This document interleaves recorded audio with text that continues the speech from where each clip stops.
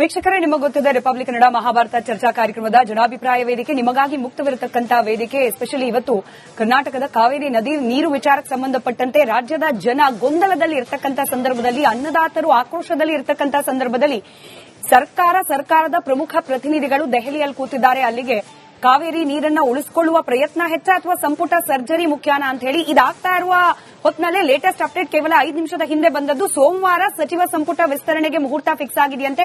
ನೂತನ ಸಚಿವರು ಪ್ರಮಾಣ ವಚನ ಸ್ವೀಕಾರ ಮಾಡ್ತಾರಂತೆ. ಅಲ್ಲಿಗೆ ಖಾಲಿ ಕೈಯಲ್ಲಂತೂ ಬರ್ತಿಲ್ಲ, ಆದ್ರೆ 4 ದಿನ ಸಮಯ ಅಲ್ಲಿ ಸ್ಪೆಂಡ್ ಮಾಡಿದ್ರಲ್ಲ, ಅದರಲ್ಲೂ ಕಾವೇರಿ ನದಿ ನೀರು ವಿಚಾರಕ್ಕೆ ಸಂಬಂಧಪಟ್ಟಂತೆ ಇಂಥ ಮಹತ್ವದ ಬೆಳವಣಿಗೆ ಆಗ್ತಾ ಇರೋ ಸಂದರ್ಭದಲ್ಲಿ ಈ ವಿಚಾರಕ್ಕೆ ಸಂಬಂಧಪಟ್ಟಂತೆ ನಿಮ್ಮ ಅನಿಸಿಕೆ ಅಭಿಪ್ರಾಯಗಳನ್ನು ಸ್ಕ್ರೀನ್ನ ಕೆಳಭಾಗದಲ್ಲಿ ತೋರಿಸಲಾಗ್ತಾ ಇರುವ ದೂರವಾಣಿ ಸಂಖ್ಯೆಗಳಿಗೆ ಕಾಲ್ ಮಾಡುವ ಮೂಲಕ, ವಾಟ್ಸ್ಆಪ್ ಅಥವಾ ಎಕ್ಸ್ ಖಾತೆಯ ಮೂಲಕವೂ ಕೂಡ ಹಂಚಿಕೊಳ್ಳಬಹುದು. ನಿಮ್ಮ ಪಾಲ್ಗೊಳ್ಳುವಿಕೆಯ ನಿರೀಕ್ಷೆಯೊಂದಿಗೆ ಚರ್ಚೆಯನ್ನು ಪ್ರಾರಂಭ ಮಾಡ್ತಾ ಇದ್ದೀನಿ. ಚರ್ಚೆಯಲ್ಲಿ ಕಾಂಗ್ರೆಸ್ ವಕ್ತಾರರಾದ ನಟರಾಜ್ ಗೌಡ್ರಿದ್ದಾರೆ, ಬಿಜೆಪಿ ವಕ್ತಾರರಾದ ಅಶೋಕ್ ಗೌಡ್ರಿದ್ದಾರೆ, ಜೆಡಿಎಸ್ ವಕ್ತಾರರಾದ ಮಹೇಶ್ ಅವರಿದ್ದಾರೆ, ಆಮ್ ಆದ್ಮಿ ಪಕ್ಷದ ವಕ್ತಾರರಾದ ಡಾಕ್ಟರ್ ಸತೀಶ್ ಅವರಿದ್ದಾರೆ, ಹಿರಿಯ ಪತ್ರಕರ್ತರು ರಾಜಕೀಯ ವಿಶ್ಲೇಷಕರಾದ ಬಸವರಾಜ್ ಇಟ್ನಾಳ್ ಸರ್ ಇದ್ದಾರೆ. ನಮಸ್ಕಾರ, ಎಲ್ಲರಿಗೂ ಕಾರ್ಯಕ್ರಮಕ್ಕೆ ಸ್ವಾಗತ. ನಟರಾಜ್ ಗೌಡ್ರೆ, ನಿಮಗೆ ಪ್ರಶ್ನೆ ಕೇಳೋದಕ್ಕಿಂತ ಆರ್ ಅಶೋಕ್ ಅವರು ವಿರೋಧ ಪಕ್ಷದ ನಾಯಕರು, ನೀವು ಅವರನ್ನು ಎಷ್ಟು ಗಂಭೀರವಾಗಿ ತಗೊಳ್ತೀರಿ, ತಗೊಳ್ಳೋದಿಲ್ಲ, ಅವರ ಹೇಳಿಕೆಯನ್ನು ಎಷ್ಟು ಗಂಭೀರವಾಗಿ ತಗೊಳ್ತೀರಿ ಗೊತ್ತಿಲ್ಲ. ಬಟ್ ಪ್ರಜಾಪ್ರಭುತ್ವ ವ್ಯವಸ್ಥೆಯಲ್ಲಿ ವಿರೋಧ ಪಕ್ಷದ ಹೇಳಿಕೆಗಳಿಗೆ, ಅನಿಸಿಕೆಗಳಿಗೆ ಸಮಾನವಾದ ಸ್ಥಾನಮಾನ ಇರೋದ್ರಿಂದ ಅವ್ರ ಹೇಳಿಕೆಯನ್ನೇ ಇವತ್ತಿನ ನನ್ನ ಪ್ರಶ್ನೆ ಅಂತ ಅನ್ಕೊಂಡ್ಬಿಡಿ. ಆರ್ ಅಶೋಕ್ ಅವರ ಹೇಳಿಕೆ ಇವತ್ತಿನ ಈ ಡೆವಲಪ್ಮೆಂಟ್ಸ್ಗೆ ಸಂಬಂಧಪಟ್ಟಂತೆ ಸ್ಕ್ರೀನ್ ಮೇಲೆ.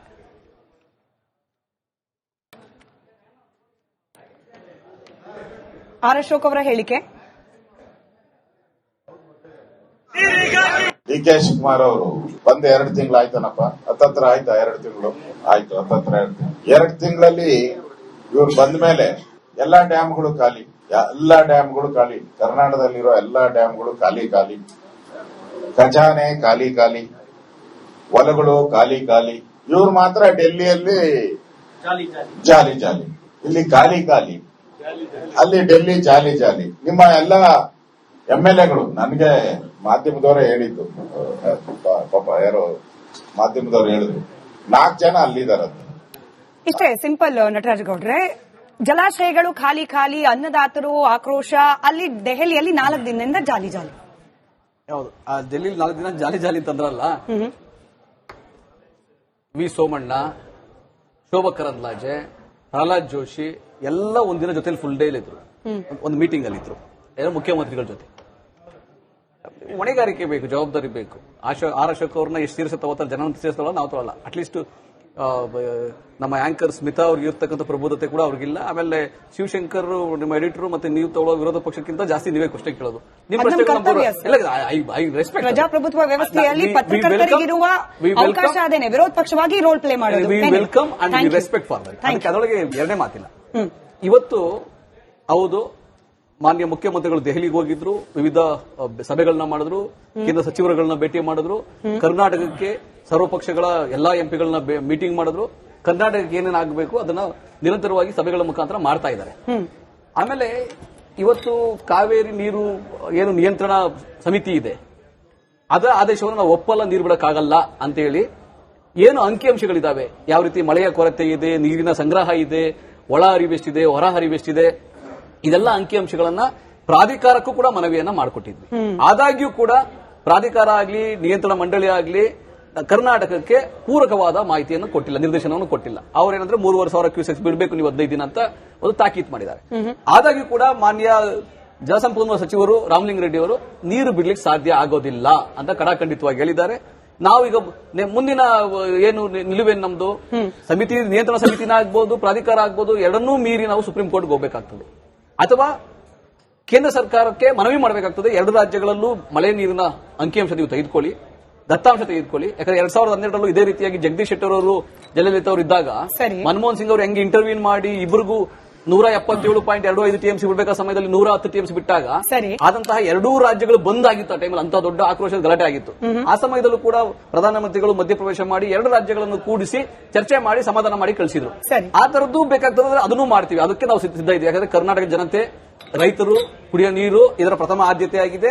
ಮುಖ್ಯಮಂತ್ರಿಗಳು ಅದೇ ಸ್ಪಷ್ಟ ಮಾಡಿದ್ದಾರೆ.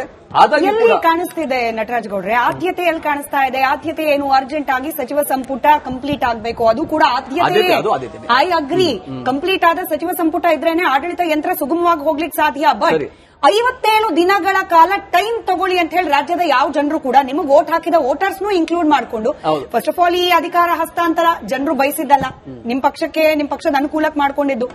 ಅಧಿಕಾರ ಹಸ್ತಾಂತರ ಆದ್ಮೇಲೆ ನೂತನ ಸಚಿವರ ನೇಮಕಕ್ಕೆ 57 ದಿನ ಟೈಮ್ ತಗೊಳ್ತಿರೋದು ಇದು ಕೂಡ ರಾಜ್ಯದ ಜನರು ಬಯಸಿದ್ದು ಅಲ್ಲ, ಅವ್ರು ನಿರೀಕ್ಷೆ ಮಾಡಿದ್ದು ಅಲ್ಲ. ನಿಮ್ ಪಕ್ಷದಲ್ಲಿ ಹೈಕಮಾಂಡ್ ನಾಯಕರು ಸಿಗ್ತಿರ್ಲಿಲ್ಲ, ಅವ್ರು ಅವೈಲೇಬಲ್ ಇರ್ಲಿಲ್ಲ, ಅವೈಲೇಬಲ್ ಇದ್ದಾಗ ಪ್ರೊಟೆಸ್ಟ್ ಅದು ಇದು ಆಯ್ತು.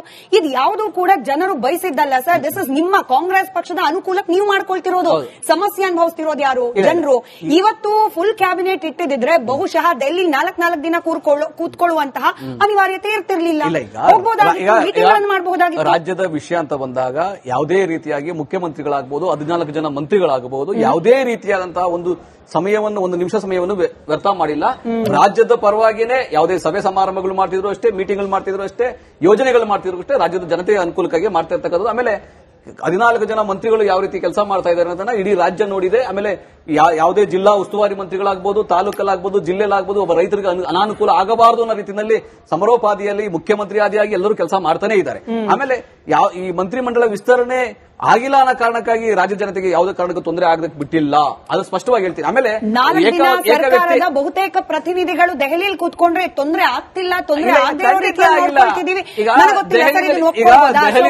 ಈಗ ದೆಹಲಿನಲ್ಲಿ ಮುಖ್ಯಮಂತ್ರಿಗಳಾಗಬಹುದು, ಉಪಮುಖ್ಯಮಂತ್ರಿಗಳಾಗಬಹುದು, ದೆಹಲಿನಲ್ಲಿ ಇದ್ರೂ ಕೂಡ ಅವರೇನು ಜವಾಬ್ದಾರಿಯನ್ನ ನಿಭಾಯಿಸಿದ್ದಾರೆ?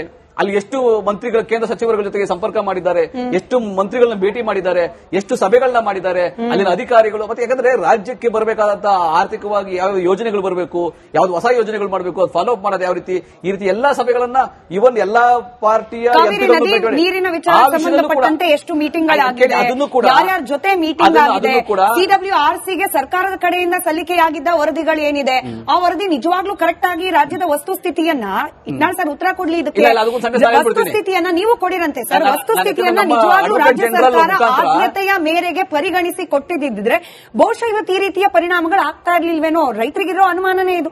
ಸರ್ಕಾರ ಇಸ್ ಬಿಸಿ ಉತ್ತರ ಕೊಡ್ಲಿ. ಮತ್ತೆ ವಕೀಲರ ತಂಡ ನಿರಂತರವಾಗಿ ಎಲ್ಲರ ಜೊತೆ ಸಮಾಲೋಚನೆ ಮಾಡಿ ಮಾಹಿತಿಗಳ ಸಂಗ್ರಹ ಮಾಡೇನೆ ಪ್ರಾಧಿಕಾರಕ್ಕೂ ಮತ್ತೆ ನಿಯಂತ್ರಣ ಮಂಡಳಿಗೆ ಇಬ್ಬರಿಗೂ ಕೂಡ ಮಾಹಿತಿಗಳನ್ನ ಕೊಟ್ಟಿರ್ತಕ್ಕಂಥದ್ದು. ಅದೇನು ಸರ್ಕಾರ ಕೆಲಸ ಮಾಡ್ತಿಲ್ಲ, ಅವರಿಂದ ಏನೋ ತೊಂದರೆ ಆಯ್ತು ಆ ತರ ಇಲ್ಲ. ಆದ್ರೆ ಸ್ವಾಭಾವಿಕವಾಗಿ